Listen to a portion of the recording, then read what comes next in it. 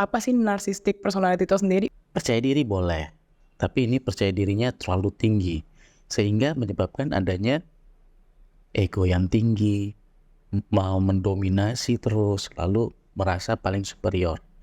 Lalu dia merasa seolah-olah dia yang paling baik, paling cantik, paling ganteng, paling. Nah, akhirnya apa? Dia haus kekuasaan juga, pengen divalidasi terus-menerus. Lalu karena apa sebabnya dia seperti itu? Bisa karena kerapuhan dia juga. Makanya dia sering, orang narsis ini, menyalahkan orang lain. Dia merasa dirinya lah yang paling baik seantero jagat raya dunia, ya kan? Kalau misalnya nih orang ini udah punya kecurigaan kalau dia itu punya gejala narsistik, kira-kira kalau misalnya nggak diobatin atau nggak mencari pertolongan bisa bikin komplikasi apa aja sih dok? Pasti buat dia jadi stres. Karena dia haus juga dengan kekuasaan. Dia kan pengen mendominasi. Ternyata dia tidak bisa mencapai itu. Apa yang terjadi? Stres, depresi, ya cemas dia. Bisa gak sih aku ngalahin si B, si C? Aku harus terlihat lebih oke. Superior, marah-marah akhirnya. Halo, selamat pagi. Berjumpa lagi dengan saya Anastasia dalam podcast Seks Ansietas PPPDS KJI dalam acara Bincang Bersama. Kali ini kita kehadirkan narasumber Dr. Bayu Aryatama, Magister Kedokteran, Spesialis Kedokteran Jiwa. Selamat pagi dokter. Pagi, Apa Tasya. kabarnya dokter? Sehat, Tasya gimana Sehat, ya. kabarnya? Alhamdulillah baik dokter. Nah hari ini kita akan diskusi dengan topik yang menarik nih dok, yang sering juga nih kita dengar kayak di sosial media, yakni tentang narcissistic personality disorder Oke. dalam hubungan asmara nih dok, spesifiknya. Bukan Iya, pasti menarik banget nih. Kira-kira berbahaya atau enggak nih yang kita akan bahas. Nah dok, karena topik kita kali ini tuh tentang narcissistic personality disorder dalam hubungan asmara nih. Kira-kira mungkin teman-teman belum tahu nih dok, apa sih narcissistic personality itu sendiri? Boleh dijelasin nggak? Oke, narcissistic personality disorder yang sering kita dengar narsis sekali gitu ya. Tasya narsis nggak? Enggak lah dok. Oh enggak ya.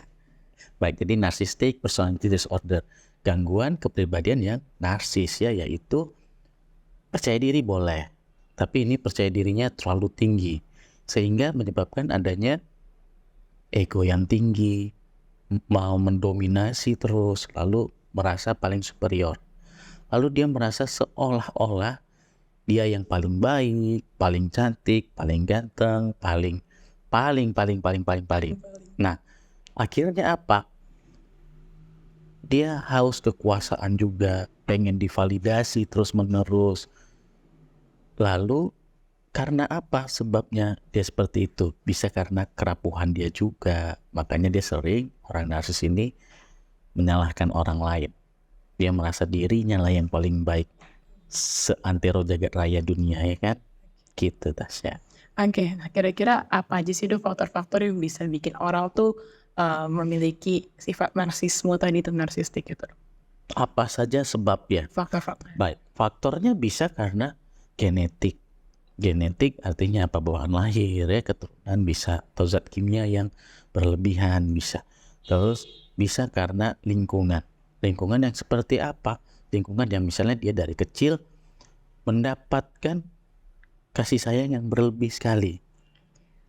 Dia terus yang dipuja-puji, dia yang terbaik di rumah, kebawa sampai besar. Haus validasi, ya. Atau orang yang terbuang, orang yang dari kecil diabaikan, orang yang dari kecil tidak ada kasih sayang. Akhirnya dia setelah dewasa mencari validasi itu lagi. Dengan cara apa? Terbentuklah NPD, narsisistik tadi. Lalu bisa apa lagi? Bisa karena beririsan dengan gangguan-gangguan mental lain-lainnya. Contohnya bisa ya bipolar, stres, cemas. Itu bisa juga buat dia jadi seperti itu. Trauma bisa juga. Oke dok, nah kira-kira gimana sih dok gejala yang bisa dilihat daripada narcissistic personality disorder itu sendiri? Gimana? Apa aja sih gejala-gejala yang bisa kita lihat pada narcissistic personality disorder ini?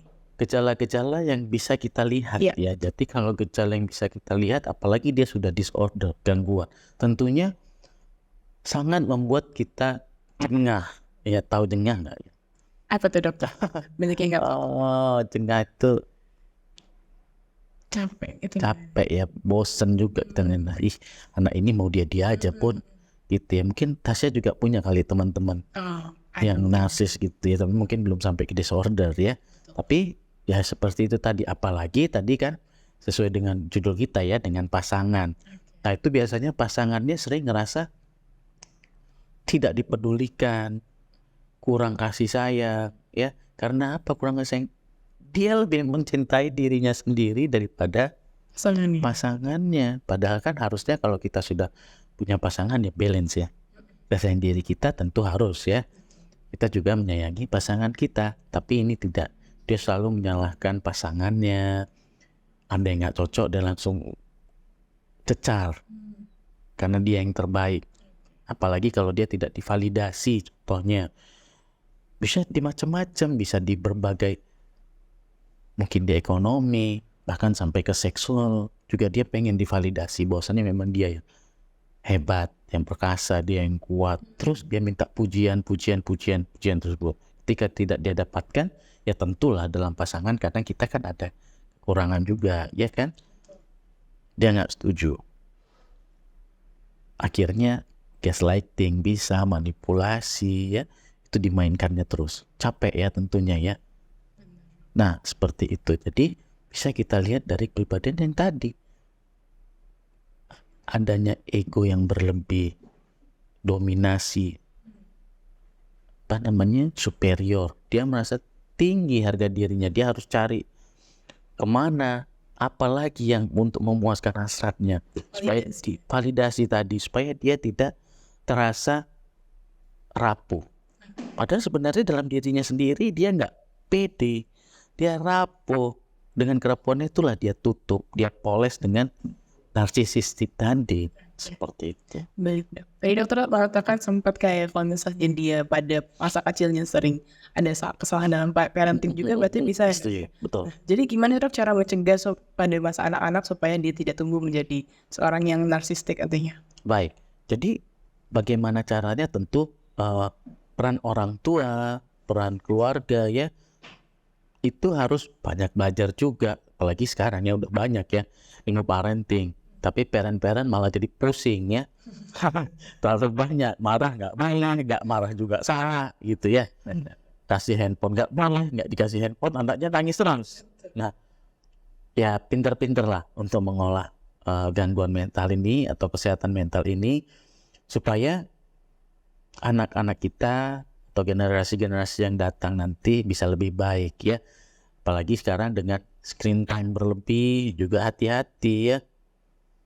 Melihat aplikasi terus TikTok ya kan, Instagram, apalagi Tasya, Twitter semua ya, semua yang ditunjukin di dalam sosial media tentu yang baik-baik semua ya. Yang sisi buruknya dia telan sendiri ya.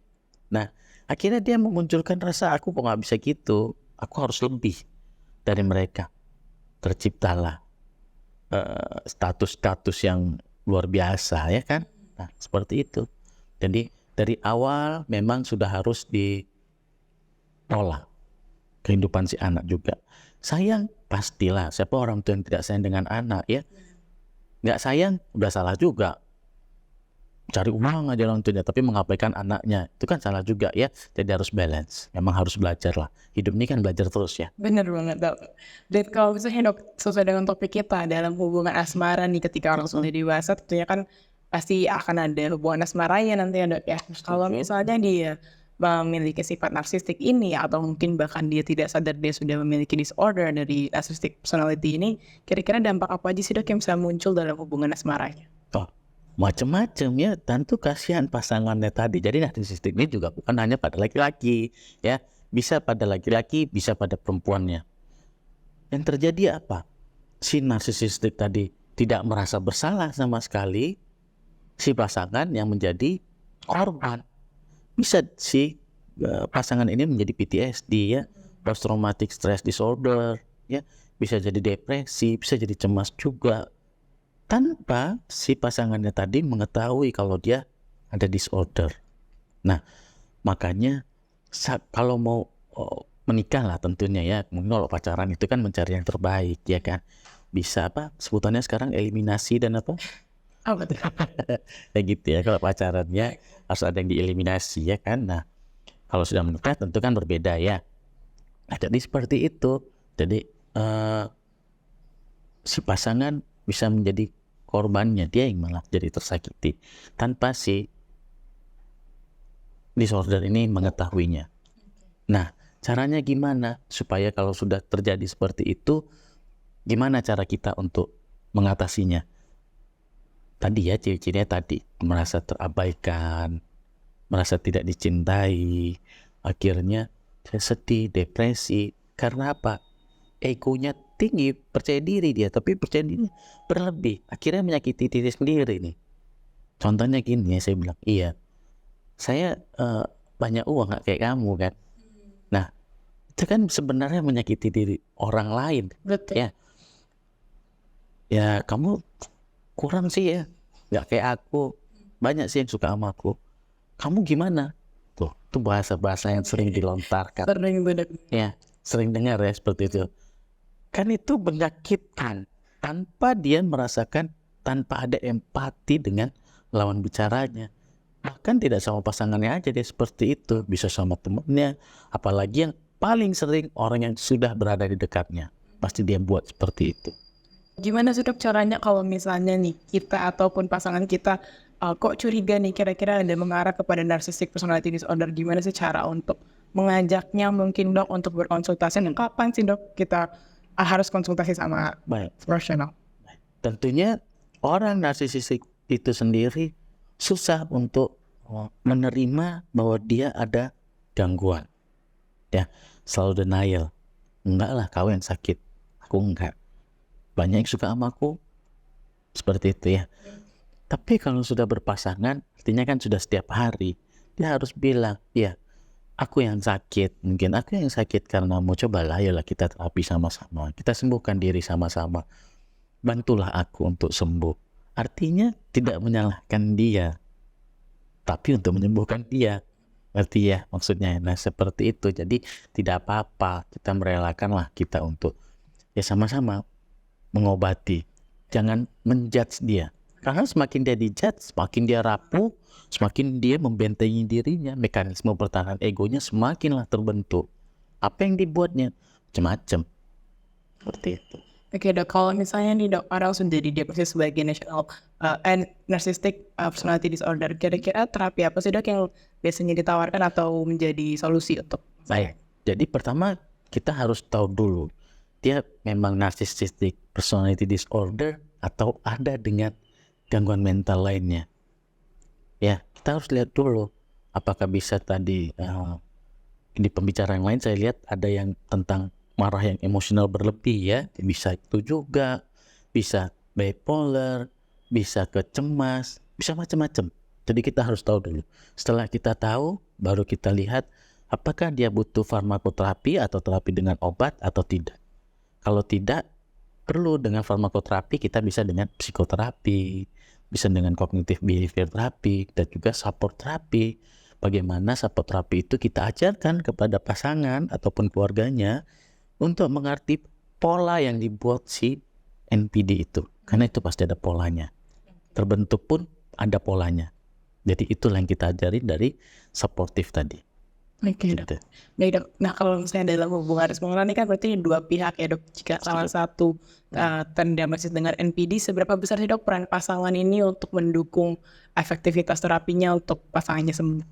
Hey, kalau memang itu tadi supportive terapi tadi ya, terapi supportive tadi tentu sangat baik sekali. Apalagi dia sudah kita ajari dan mengerti bagaimana pola-pola yang dibuat oleh si NPD tadi. Akhirnya dia paham nih, dia nggak mau lagi nih di manipulasi, nggak mau lagi di gaslighting tadi ya, nggak mau lagi dijelek-jelekkan. Caranya gimana? Ya itu tadi, dia harus belajar dulu si pasangan tadi, baru dia bisa paham. Oh ternyata si pasanganku begini, istriku begini, suamiku begini, berarti aku harus bertindak seperti ini. Ya kan, untuk memvalidasi itu apa salahnya juga ya. Ya kalau misalnya istrinya minta untuk bilang aku cantik apa ya kan, suaminya juga bilang gitu, bilang kak aku kuat, ganteng juga, emang kenapa? Ada yang salah dengan itu? nggak ada ya. Nah, jadi pola-pola itu yang mungkin kan banyak juga pasangan-pasangan ini yang karena sudah lama mungkin udah 10 tahun nikah, 20 tahun. Jadi udah nggak ada lagi, mungkin bukan bosen ya. Nah, itu nggak ada lagi, jadi akhirnya tidak ada lagi untuk romansa-romansanya ya. Oh cantik banget kamu nih hari ini, seksis banget nih.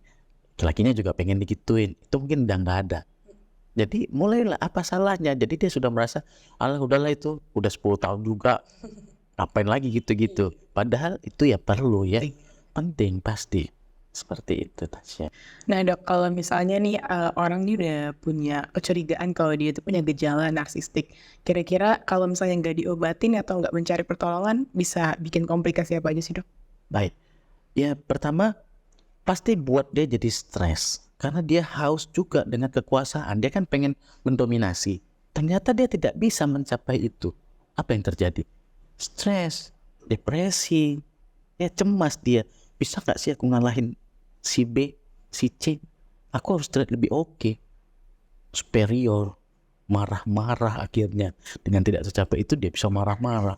Nah jadi kalau sudah merasa gangguan gak nih ya, atau ragu-ragu ya, mungkin bisa lah ke psikolog atau ke psikiater yang profesional ya, karena memang sekarang terlalu banyak juga konten-konten yang tidak profesional menjadi bias ya. Itu yang bahaya juga. Yang kita mau kan sehat lah, ini penyakit, tapi sekarang kita lihat fenomena jadi sebuah tren ya, bener ya, apa cutting kita sering lihat ditunjukin ke TV ya, ke kameranya, itu kan bahaya ya gitu Tasya. Wow, luar biasa sekali ya topik kita hari ini dokter, tentunya sangat menarik terutama buat kalangan muda nih. Nah dok, kalau misalnya ada orang-orang yang merasa punya gejala atau pengen konsultasi sama dokter nih, kira-kira bisa di mana nih dok? Saya ada di Klinik Utama Bina Atma, di sini juga di Rumah Sakit Jasamen Pemataran Center. Oke, baik. Nah, teman-teman itu ya tempat praktek dokter Bayu sendiri. Jika mau berkonsultasi dengan beliau bisa langsung datang ke tempatnya. Nah, semoga apa yang kita diskusikan hari ini bermanfaat. Tiada kesehatan tanpa kesehatan jiwa. Salam sejahtera, salam sehat jiwa. Terima kasih.